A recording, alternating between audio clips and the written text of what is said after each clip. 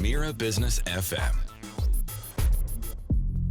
It is the morning drive here at Mario Business FM. My name is Tim Elliott. Welcome to the program. If you've just switched on your computer, just switched on the YouTube, put the stream on, who knows? Mario Volpi's here. It's very nice to see you. I like the glasses today, by the way. Good morning. Yeah, Yes, thank you. They're good. They give you a kind of a studied look. A man who's spent Hold on a many minute. years. Studded or stud look? Both, if you prefer. I'm not inferring anything, Mario Volpi.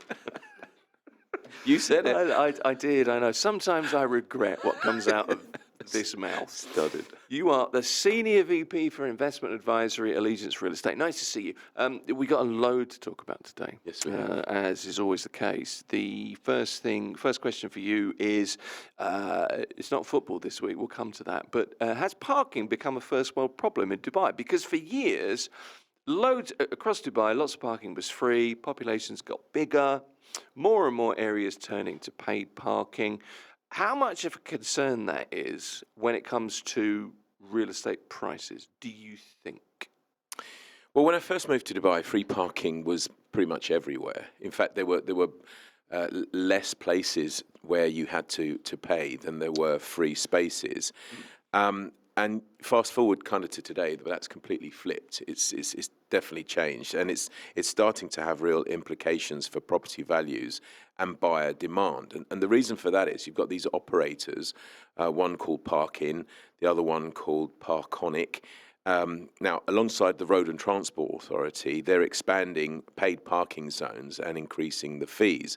But what's actually changed recently is that this is now spilling into residential communities where historically parking was actually free. Yeah. Now, the two areas that we're talking about at the moment is Discovery Gardens and International City. Presumably, the aim is to reduce congestion, reduce, sort of where people come home late and can't find anywhere to park. But we all know that maybe people they're trying to put people onto, for example, public transport. Yeah. But if we talk about International City, the apart from buses, of course, the metro hasn't even arrived yet. That's still another sort of 3 years away. So residents are being asked to change their behaviour before, obviously, this infrastructure is in place. Now, from a real estate perspective, this actually matters because in Discovery Gardens, if you're building, so first of all, each apartment should come with a parking space in the building. Mm. Okay, so but in the event that it doesn't, they will give you one parking permit to park outside. Okay. Now, for free. Now, if you have obviously two cars and only one parking space, then you will have to pay to park outside now. And the hours are quite late. I mean, I think if I remember rightly, it goes up to around midnight. And it's quite pricey as well. That's the other thing. Okay. So, but what seems to be happening, as often is the case, the entrepreneurial ness of humans come out of it. There are people who have an apartment who either lease their space out or whatever. If they're going to be given a free parking space and they don't have a car, then they're going to lease that out as well. Mm. Now, to try and stop that, I think what they'll try and do is they will actually link the sort of ijari if you're renting. I mean, if you're owning, it might be a different thing, but if you're renting, they'll link the ijari with a number plate. They're going to have to, because otherwise people are just going to rent these spaces out for a fee. So there's going to be a material gain when actually you're given one free space outside. The sort of other side of the coin on this, because a lot of the residents are up in arms saying it's too expensive, is that literally if you do work shifts or if you do come home late at night, when generally speaking everyone's at home and in the past you've not been able to find a parking space, the upside of this is that you should be able to find a parking space now. We called it first world problem. I mean, obviously cars and parking. But, you know, when I look back to all the years previously when I was here, as I say, everything was free. Anywhere you could park for free, and often there wasn't even a building; there was just a bit of sand, and so you parked on the sand, and it was always there, no issues at all. So I think it's just the natural evolvement of our communities, master planned areas, and the beautifyingness, if that's a word. You know, when a community is littered with cars everywhere, it doesn't look as nice as when it's all got clean lines and nice landscaping, etc. So I guess there's an element of that involved as well. Yeah, I guess so. A beautifying this should be a word, by the way, as well. Is it beautiful? Well, it's beautification, isn't it? I think I'm not sure beautification and beautifying this has the same meaning. So let's put that forward. That could be word of the year. You never know. The thing is, though, Dubai is a place, and you point this out. You know, individual mobility is so important in so many areas because metro lines take a while to be built. Infrastructure takes a while to be put in place. So this is not an issue that's going to go away, is it? No, and Dubai is still very much a city, an emirate, whatever, where you do need a car. For sure, because the metro isn't everywhere. Although it is expanding, it isn't everywhere. We're actually looking ourselves to move offices, and one of the consideration is obviously where to put it. And we found I found what I thought was a really good potential unit, but it's too far away from transport, and whilst most of the agents or whatever have cars, not all of them do. And then you've got, dare I say, the back staff, the back office staff, admins, finance, that kind of thing, who may or may not have their own cars. So then we're having to think about shuttle buses to pick them up from certain places, and these are real problems. So that has a consideration for us looking for our next office space. But the same is true then if you're looking to move yourself, especially for work. You're not going to go and live somewhere where, if you don't have a car, where you can't get to work, or it's going to take you, a bus, a metro, and a tram, for example, or something like that. Yeah. So these are all considerations, but of course it's all budget driven, of course. So it is. It's not a problem that's going to go away either. Here's another point, and I know that you've been discussing this or will be discussing this on the Dubai Property Podcast, which you are obviously a part of and have been for some time. For listeners or for viewers, for anybody who are maybe considering buying an investment in the UAE, what are the options? What's the better asset class, off-plan or ready to move in? Well, it really comes down to timing and what the investor actually needs. And obviously, at the most basic level, the difference is simple. One is built and, and ready to go, obviously, and the other one isn't. I'm with you. So that alone attracts very different types of buyers. Sure. So look, if an investor wants rental income straight away, plans to use the property themselves in the near term, then it's obvious that a ready property or secondary market property is the way to go. You can hand over the keys and either move in or lease it yourself. It depends on what you want. Off-plan is obviously more suited to investors who can afford to wait. If you've got a 3 to 4 year sort of horizon period and you don't need income straight away, off-plan has historically offered stronger capital appreciation. The payment plans are obviously a big draw, and in many cases the property increases in value by the time that the handover takes place. That's assuming that the market continues on the vein that it is. It's nothing is guaranteed, but if the market continues to go that 2, 3, 4 year period of build, you will then obviously see capital appreciation. But looking at market activity last year around, I have to say that the majority of deals last year were, in fact, 70% were off plan, compared to about 30% in the secondary market. So more developers and new projects are coming online.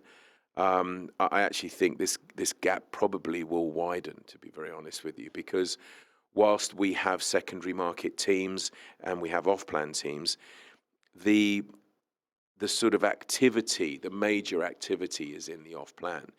70-30 split is a big split anyway. It is, yeah. And I have to say, I was only talking to the secondary market team yesterday. The secondary market is a difficult market to be in for an agent. I'm saying for a salesperson. Why? Because when you're dealing with off-plan, or when you're dealing with a person who wants to buy off-plan, there will be that element of end user as well. There are people that buy off-plan to live in it eventually. There is an element there. But the majority of buyers who buy off-plan are investors. Therefore, they will have an exit strategy at some point. Sometimes it's the flipping market where, as long as they paid 30-40%, they can sell it on, assuming, excuse me, assuming the prices have gone up, and then of course there's the ones who want to rent it out eventually. But they deal with numbers, they deal with return on investment, they deal with service charges. No, what's the price, what's the cost, what am I going to get out of it? It's quite analytical, data driven.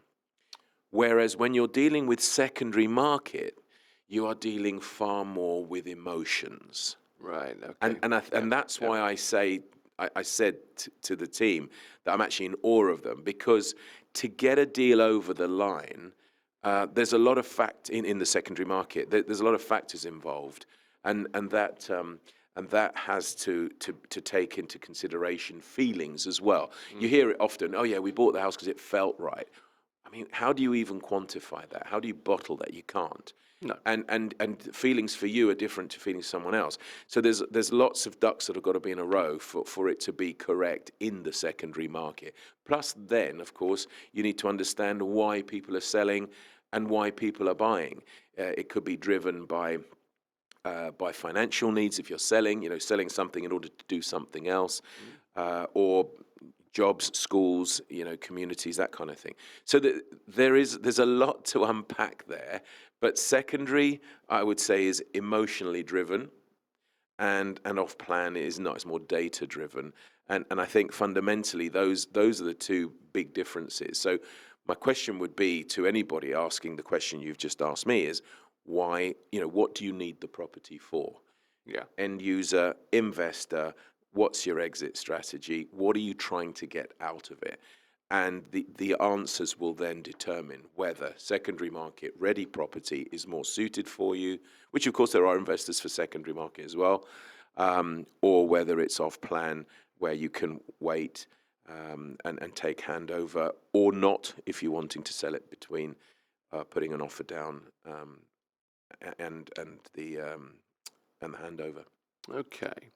Any questions for Mario today? It's very simple to get in touch with us, info@mira.fm, or you can WhatsApp us, and that's very straightforward. Just open your WhatsApp on whatever browser you're using, whatever system you're using, and just type whatsapp.mira.fm. A couple of questions for you. We were talking about Discovery Gardens a few moments ago. Anwar says, Mario, I have a genuine concern about Discovery Gardens. It's parking we were talking about. Each apartment's allotted only one parking space. I own 2 cars. Am I really expected to sell my second car just because there's no allocation for it? What alternatives are being offered to residents in this situation? I mean, there are no real alternatives aside from maybe a neighbour wants to lease you his or her space. Or you pay the fee from midnight until whatever time in the morning it kicks in again. Yeah, well, and that's why I'm saying that it is a real estate problem, because people will have to decide whether that's an area that they'll want to continue to live in. Yeah. If they can't find a solution. I mean, you mentioned there, a few solutions, but I guess it's just accepting that things are changing and will change, and we're not going to like it. For sure, this gentleman's got 2 cars, and of course, if he's only got 1 parking space, I mean, the question right now would be, obviously, he's parking outside freely wherever he can find a space. So all that's changed is actually he's having to pay for it now, yeah. which is a problem. I'm not saying it's not a problem. He'll still find a space. It's now a case that it's no longer free, and it's that change that he's got to come to terms with. if he can find, as you say, either a neighbour or someone in his building, and there will be people that don't, because obviously Discovery Gardens does have the metro, so there will be lots of people that perhaps are living in places where they don't have a car. So I think the solution is there, but he's right. It's a nuisance. I mean, it's extra money that he's going to have to budget for. Or alternatively, as he said, if he might have to consider selling that second car if it's not as useful as it once was, or it's ceased to be, as it were. Unfortunately, that's the case, isn't it? This is directly related to that. Somebody's asking, do you think rent will go down Discovery Gardens because of parking fees? Could there be an impact on rents because of that? Because there could well be a number of people thinking, look, this is all of a sudden, this is not in my budget. Look, it's a consideration. 100% it's a consideration. Will it really affect rents in that respect as a direct correlation? I'm not so sure. I think this is inevitable. Paying for parking is inevitable. What will happen is, and I'm not saying that there are apartments without parking spaces per se, as in generally speaking, most apartments do come with a parking space. But a little bit like the time during COVID, there were apartments, for example, that didn't have balconies, so no outside space at all.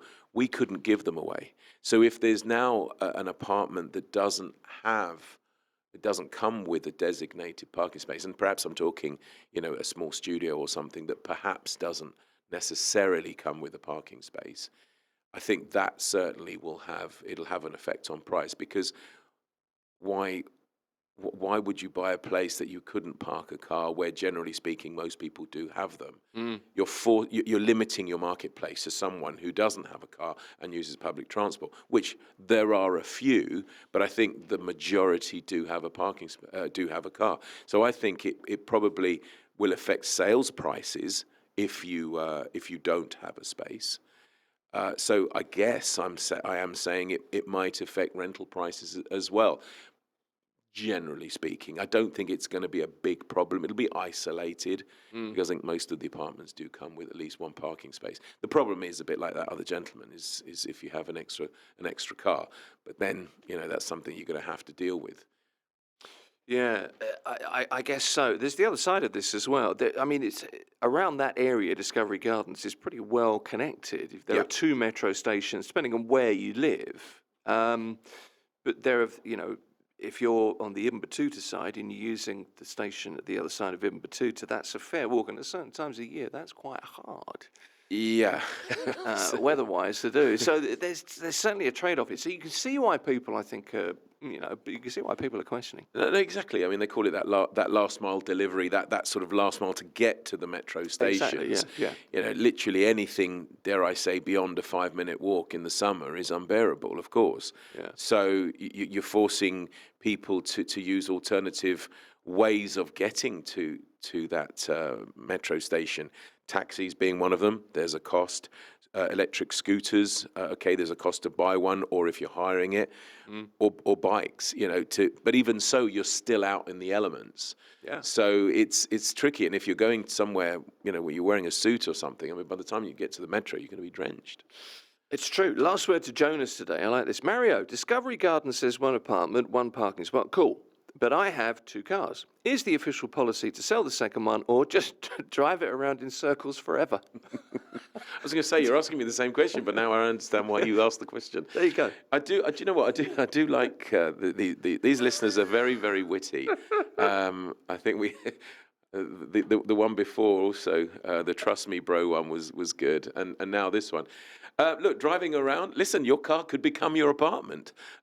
That's another thing. Yeah. Just like sharks, they keep moving, because if you stop, you'll die. Yeah.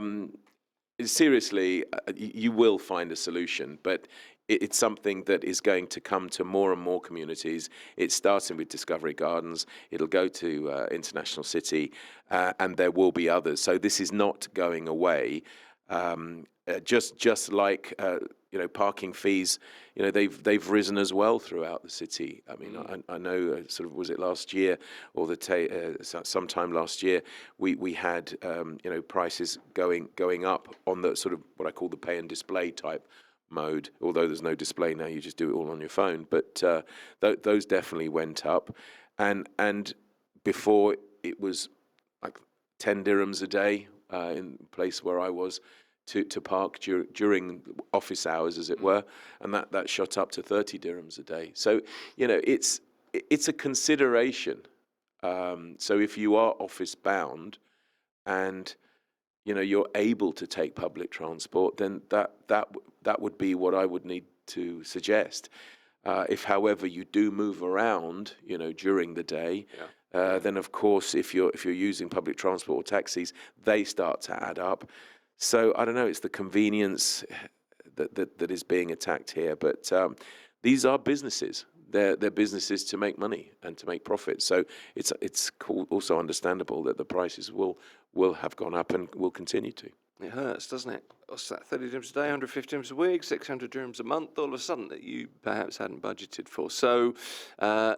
There's no resolution right at this moment in time. Let's keep moving on. So I want to continue with the off-plan theme. And this is from, I think it's a Khaleej Times article, talking about developers driving sales across both the luxury and affordable sectors of the market throughout 2025. And I know you have a record of some of these, the standout statistics, and which developer came out on top as well. Yeah, what really stood out was just how dominant the big developers continue to be. So if you look at the overall performance, projects delivered, new launches, and total sales, it was Emaar that was clearly out in front. They led the market on multiple fronts and continue to set the pace in terms of scale and consistency. That said, when you shift the focus from value to volume, meaning the number of transactions rather than the headline prices, it was Bingati that really made its mark. Now, they moved up the rankings and ended up being the leading developer by deal count, which tells you a lot about where their buyer demand was, especially in the sort of mid to affordable segments. Damak was also right up there, showing strong activity across a broad price range. If we turn our attention to the luxury end of the market, the picture shifts again. High value transactions were dominated by Nakheel. Now, when I say high value, I mean sort of deals more than 15 million dirhams. Now, though they are normally in the premium waterfront communities, so it's obvious that the prices there are going to be very high. Meras, which is part of Dubai Holdings and therefore part of Nakheel as well, they also featured strongly, reinforcing how active the top end of the market remained throughout the year. Going back to the more affordable end, Bingati again really stood out. They captured a huge market of a huge amount of demand from buyers that are looking below the mid-market point. And for the listeners, the mid-market point is around the sort of 2 million mark, and Damak was closely following behind. So if you look overall, 2025 showed a very clear pattern. You've got luxury remaining strong, affordability definitely drove the volume, and off-plan developers were the real engine of the market across all the segments. Which is why heading into this year, investor choice has never been broader, to be very honest with you. And you're going to see more and more off-plan launches, more choices. I'm going to say more confusion as well, perhaps, because if you take in everything and don't make that decision, you'll never buy, and you will always be wondering what the next deal is.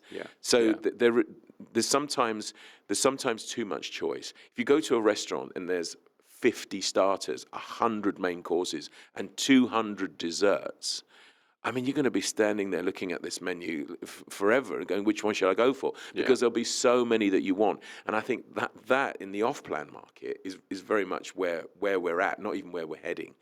There's so many launches happening at the moment. Yeah, it's a real dilemma, and I mean, I come back to the point I make. I'm like a broken record more often than not, I think, but it's filtering through what's available, where it's available, who's behind it. There is so much going on. It's so hard to keep up. And I kind of look at you with admiration because I know you're you're way ahead of me. You say you're not, but you are. You know where things are. I don't even know where places are anymore. Well, when they changed the name, I have to admit. So if I throw at you the name Jumeirah Garden City, for example, do you know where that is? I've Have you heard heard of of it. it? I've heard of it. I've heard of lots of developments. I couldn't tell you where Jumeirah Garden City is. Well, it's the old Al Satwa. Have you heard of where Satwa is? I lived in Satwa for a few There years. you go then. Yeah, I love Satwa. So there you are. Now that's Jumeirah Garden City. yeah. And so when they changed the name, This is good. Give me more. I'm enjoying this.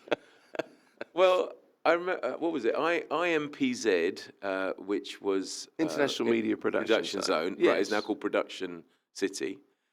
All right. Yeah. Okay. I know So, what that is. so Yeah, what gotcha. so they do. I'm going to say upgrade. Maybe upgrade isn't the right word. They do change the names quite a bit. Yeah. Yeah. There's another one that sort of skips my mind at the moment in Maidan as well. Not Maidan, sorry, in Dubai Land. It will come to me DLRC or something like that. Anyway, if you don't know, you don't know, of course. Yeah, sure, And sure. and going back to your point that I'm in awe of my agents because I don't know when any brokers have any time to sell. Because I kid you not, my day is filled with fighting, and I mean fighting, developers, batting them away who want to come to the office to do their presentation. Really? So if I accepted every single developer, and listen, they're all amazing, great people, great products, even ones that you've never even heard of. If I allowed every single person to do a presentation, we would never sell anything because it would be back to back to back to back presentations. Yesterday, for example, was a bit of an anomaly. Normally, we only have one developer in twice a week, different developers twice a week on a Tuesday and a Thursday. But yesterday we had to double that up, and then our own training, our own sort of discussing offers and how to do certain things, how to speak to people, all of that. I mean, when do these agents ever have time to actually go out and do a viewing if they're secondary market or whatever? And that's the bit I'm trying to say. We have to manage it. Yeah. And I feel bad because I'm saying developers are calling me saying, yeah, can we come and do a presentation? I said, I'm fully booked up. I'm booking now in sort of mid-February. And it's like owning a really fancy restaurant, you know, where you're sort of saying, "Oh yeah, I've booked for Sushi Samba or one of these restaurants, and I've booked it 3 months in ahead because there's so much."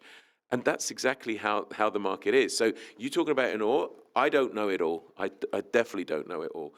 But the agents, if they are specialized in areas for secondary market, what's happening now also is that there are these off-plan agents who are specializing, if not in areas, Emirates, for example, like Ras Al Khaimah or Abu Dhabi or whatever, they are specializing in developers. So wherever the developer is doing, they'll follow that developer. Or they just follow the buyer and are buyer reactive. So they'll receive a lead. That buyer could be someone looking for a studio flat at 600, 700,000, or he could be looking for a mansion. So you understand what the client wants, then you go to market and see what's out there and what would be a good fit. So these are all the different types of ways the agents have to perform. But knowledge is super important because if the agent or broker doesn't know his stuff, then the buyer is going to think, who am I dealing with? You know, and then because the competition is so high, they'll go elsewhere. See, I'm glad you make that point because that to me, and I wonder if this is because I've lived here for a while, but that to me strikes me as being really important. You know, I need to be able to trust my agent. I need that. The whole point is to have that local knowledge. Look, I always say if people see value in you, this is one of my sort of repertoires to the brokers. If people see value in you, they will work with you. if they see no value in you at all, you could be an amazing guy, amazing lady, but if they see no value in you at all, there are thousands, tens of thousands of people out there that could replace you. And that's just it. You've got to be fast, you've got to be knowledgeable, because the expectation of the buyer, we live in a society of now. You know, you see the online portals, especially in secondary market, especially in rentals.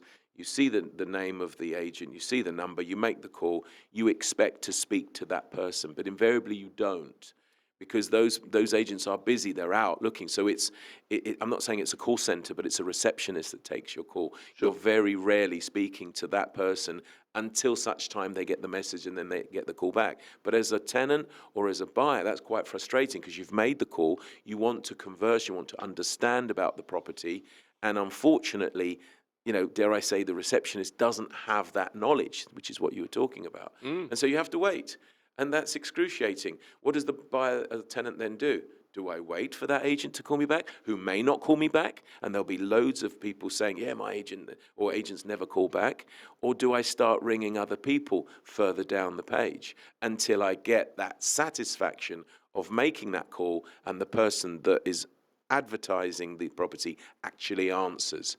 I mean, that's a rhetorical question, and one that needs to be answered by the individuals. But when I was looking myself recently to rent, I was frustrated from the point of view that, and maybe I know a little bit more than the next tenant because I'm in the business, but I still needed access. And some of the fun and games that you have to get involved with just to actually view a property is hilarious. You know I'm going to ask you about that in a second. Well, yeah.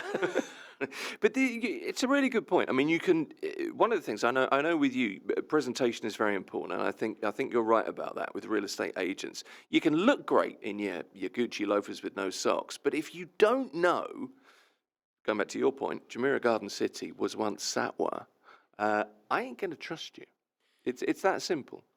And that's kind of. No. But it's true, because the reason I, as a buyer, am coming through you, Tim, as the broker, is because I think you're going to help me or add value to my property journey. Yes. If then you don't, either I will find someone that does, and there are plenty of them, or you know, you might have sort of 2 or 3 strikes and you're out scenario, or I would wager that actually it's only 1 strike and you're out here, because people literally, they don't give you too much time to make mistakes. Once you've made that mistake, that's it. You've lost the client. Yeah. Sometimes you say the wrong things. You know, there are other times where clients ask for something, you send it, and then they block you. I mean, what's all that about? You ask for something. Through WhatsApp, you get the information. So, are they genuine? Was it another agent? Are people just mucking about as well? So there's always the other side of the coin. And agents or brokers, they have to obviously assume that the person they are speaking to is a genuine buyer, and a lot of the times they're not. And that's also massively frustrating, because I don't like to use the word wasting time, but of course, time is money, and if a broker is who doesn't get paid a salary, I hasten to add, commission only, is using their time with applicant A, and hasn't quite realised that applicant B is the one that's ready, willing, and able to buy now. And they just get disillusioned with the whole of the industry, because there is a lot of mucking about as well involved. Yeah, there is, unfortunately. Can we go back to the shenanigans that you mentioned? Well, yeah. What's the story that that is itching to get out of you? Well, it actually happened to myself. So Okay. I contacted this chap for an apartment in Marina, and eventually I got through to him. I said, right, I'd like to see it on Saturday at such and such a time. And he said, no problem. Just go to reception and they'll let you in. But then he sends me a message to say, make sure you tell them you're looking at the balcony. Okay. And I thought to myself, well, of course I'll be looking at the balcony. I mean, I'm going to be looking at the whole thing. He didn't explain himself, basically. He just said, make sure you tell them you're looking at the balcony. Right. What he should have said is, viewings are very difficult. either the management or the owner, the management don't allow all these comings and goings. So you have to pretend to be a contractor, that you are looking at the balcony, right? From the point of view of work. Okay. So did you have to wear overalls? No, it never got to that stage because he just said, tell them you're looking at the balcony. Now, because I naturally thought it was about looking at the whole property, when I went to reception, I gave my name, I gave my Emirates ID, which is what I was supposed to do. Right. And I've come to see the apartment. Right. And this woman then was in her Jobsworth mode. Right. Wouldn't let me in. Then I contacted the chap. I said, they're not allowing me in. He did pick up the phone. He said, I told you that you're supposed to say that you're looking at the balcony because of the work. I said, well, you never said that. All you said is look at the balcony. So again, there was a communication problem. There was an understanding problem. And I never got to see the apartment because the reception wouldn't let me in. I mean, I wasn't wearing a suit. I was in probably jeans and a T-shirt or shorts. I don't know. But I'd like to think I look half respectable, that I wasn't going to be a hooligan or something. You're half respectable. And I just wanted to see this property. And I'm thinking, I can't be bothered with all this. Imagine if I'm living here, right, and I've got a visitor. How am I going to get them in? Yeah.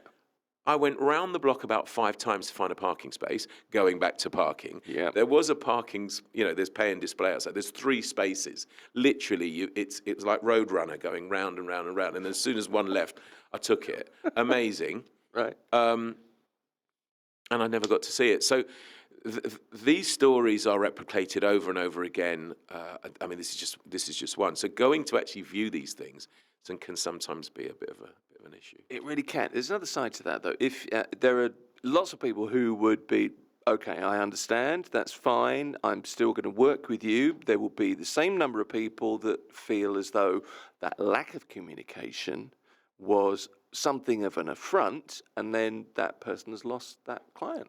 No, exactly. Well, I mean, simple, isn't it? Because the other thing as well, instead of when I called the agent, right, things go wrong. Misunderstandings happen. Sure. But instead of the agent saying, okay, maybe I didn't explain it properly, I'm sorry, let's see if we can do something else. No, he was right. I told you to tell them you're looking at the balcony. Okay. But again, not explaining why am I looking at the balcony. I'm looking at everything. Do you know what I mean? I'm supposed to be a tenant. So that sometimes you also have to know when to back off and say, look, actually, maybe I was wrong. Maybe I didn't explain it properly. And this is where culturally language skills come into it. Yes, obviously, we deal as English as the main language, other than Arabic, perhaps. This guy was not Arabic, if I remember right. He was Pakistani. And he spoke English, but he didn't speak it very well in terms of at least making me understand. Or perhaps I was too advanced in my English language for him not to understand where I came from. There's always there's 3 sides to a story: your side, my side, and the truth. But the fact is that I left there feeling very cheated, that I'd wasted my morning going there, finding a parking space, and actually then not viewing something. But it did do one thing. It made me realize that I'd never want to live in that building ever. So actually, it's a learning curve. So in some respects, everything happens for a reason, doesn't it? There's the upshot, I suppose. but you make a very good point there, I think. And these are all lessons. If you want to be a real estate broker, there's a lesson in there. Don't do somewhere. it. I was going to say, you said it, not me. Here's another story I wanted to bring up with you today, Mario. We've got 9 to 10 minutes to talk through some of this. 7 in 10 UAE residents plan to buy property this year. No real surprises, because you would expect that figure to be quite high, I think. We're in a very buoyant market. Loads of people coming to the country, loads of people looking at houses. That's fine. This is a local media story. I forget which newspaper, but I think it's in most of them. New consumer survey is the point here. 7 out of 10 UAE residents plan to buy property within the 6 months. But this is Property Finder, and I think it's quite a good sample size. Yeah, there was over 5,500 people that were spoken to. So I'm as a real estate guy, I'm encouraged. 7 out of 10. In fact, if I remember right, it was 71%. So it's a tad over 7 out of 10 people are wanting to buy within the next 6 months. That's a good statistic. But what was interesting is that within the same respondents, if you like, 40% actually. By the way, this was from November and December of last year. That's So that's right. Yeah. just from a context point of view, Yeah. it was a bi-monthly survey. 40% of the respondents actually thought prices were going to decrease. And sort of 30-odd% were thinking stability, and another 30-odd% thought prices were going to come down. Now, what it doesn't say is what was the question? Are they saying in 2026? Are they saying in the next 2 months? I'm not sure when, but despite the fact that 40% thought prices were actually going to come down, which I think was really, really kind of weird, that they all decided, well, actually, now's the time to buy it. Now, the reality is, as prices continue to go up, will that number still remain the same? Or will a few of them thinking, well, as prices are not coming down, I'm not now going to buy? But going back to what we talked about last week, the FOMO element, I think that will take hold. Because right now, all I'm hearing the noise I'm hearing is real estate, gold, and silver. That's all I'm hearing. And I bought silver last year. I was lucky to be one of the first to sort of get on board with that.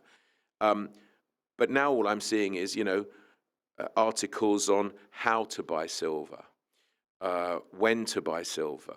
Gold probably is a little bit beyond a lot of people's budgets, perhaps, but even that. So these exchange traded funds, paper silver, as it were, not physical. But how to do it, and it just hankers back to sort of when I would explain to people the system of how to buy property here. How kind of easy it is. So these are the three. I'm going to use the word commodities. I mean, maybe real estate shouldn't be a commodity because it is also a home, but ultimately it's something that is traded for hopefully more money than what you paid for. Is all that life seems to be, certainly in my world right now.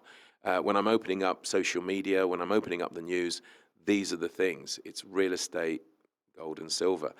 And that if that is being attacked, or if you're being attacked on social media as well with all this information, you will start to have that FOMO effect as well. And again, going back to last week, it's real, it's there, but take your time, because many a fool is parted with his money if he's not, if he hasn't done his due diligence and decided carefully exactly where to buy and what to buy. Going back to whether it's secondary market, off plan, location, transport links, flying taxis, infrastructure, fractional ownership. I mean, the whole thing it's mind-boggling. And then you add in new developers coming in. And when I say new, not necessarily anyone having done any business here. For example, yesterday we had a Chinese developer, funny enough, in Jumeirah Garden City, actually. My hood. Your hood. And we'd never heard of them. But then when they explained how long they've been in the market, what they've done in China, they're basically like the EMA of China. Wow. So they may have done nothing, or they may have not delivered anything here. They've got sort of 4 projects on the go here, 2 of which are in Jumeirah Garden City. And but it doesn't mean that just because they haven't done anything here, it doesn't mean that they're no good. So that's what I mean about doing due diligence. Every developer now has to have an escrow account before they can start selling. They have to own the land as well, whereas in 2008 they didn't. I mean, it was horrendous. But now it's much tighter. So as long as the product fits your requirements, the location fits your requirements, the budget fits your requirements, and you've done your due diligence from the point of view is you've understood what this developer has done in their home countries, then why not? And that's why everything is now just open to choice. It's not just Nakheel, Emaar, Meras, Damak, the old favourites, as it were, Bengati or whatever. it's people you've never heard of. Do your due diligence. Once you've done that, then go for it. And that's why I think the FOMO is there, because there's just so much choice.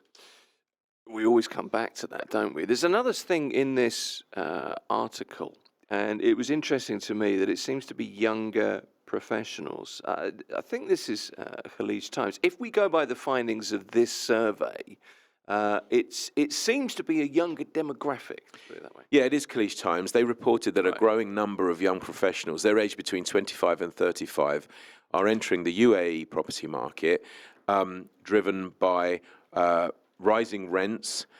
They're saying mortgage payments, but mortgage payments have actually started to come down because that was linked to the Fed's figures. So stability should be there. But anyway, mortgage payments and increasingly matching leasing costs and clearer long-term residency pathways to that golden visa. So for all these reasons, people are starting to think about buying. Ownership is increasingly obviously seen as that financial, practical alternative to renting. And if you're going to be here a long time, it doesn't make sense to rent. It's better obviously to buy, and it gives security and obviously sometimes flexibility. So I'm not surprised. I mean, Dubai has always been a much younger, a younger person's place. Although, that said, what I call the grey dirham is also coming in, and people are wanting to retire here. So the demographic is opening up. But if I go to my own industry, I have friends. Friends of friends or sort of friends of children's who are now contacting me, who are either real estate agents in the UK. They hear the stories that they're wanting to come out, so they want to have a chat. And these people are all in their 20s. Yeah, they're all very young. Yeah. So my industry is I'm like the Thiago Silva in the team, raising the average age. But generally speaking, they're all in their 20s. There's a correlation for you. Well, he was, what was he, 40 or something? Defender. He's still playing. A fine player. So he is, absolutely, and a great professional too, Thiago Silva. And his kids go to the Chelsea Academy, even though he's gone. Where's he gone? Spain now, somewhere. I don't know. Okay. Well, you got your Chelsea reference in again. You always shoot not on really. it. All it is a young. It's a young man's game. It is. I say young man. It's a young person's game, and there lies the rub in some respects, because if the person buying, are in their 40s, let's say 30s or 40s, let's say mid 30s to 40s. And the agent they're meeting is this 20-year-old. It goes back to the value. So sometimes it might be good, instead of dyeing your hair black, it might be good to dye it a little bit grey, just to sort of add that sort of element of sageness about it. I like the direction you went there. Look, that's all the time we've got, unfortunately. Mario Volpi is Senior VP Investment Advisory at Allegiance Real Estate. It's always a pleasure. Thank you for coming in. Thank you very much. See you next week. It's good to have you here. This is Mario Business FM. The news is next.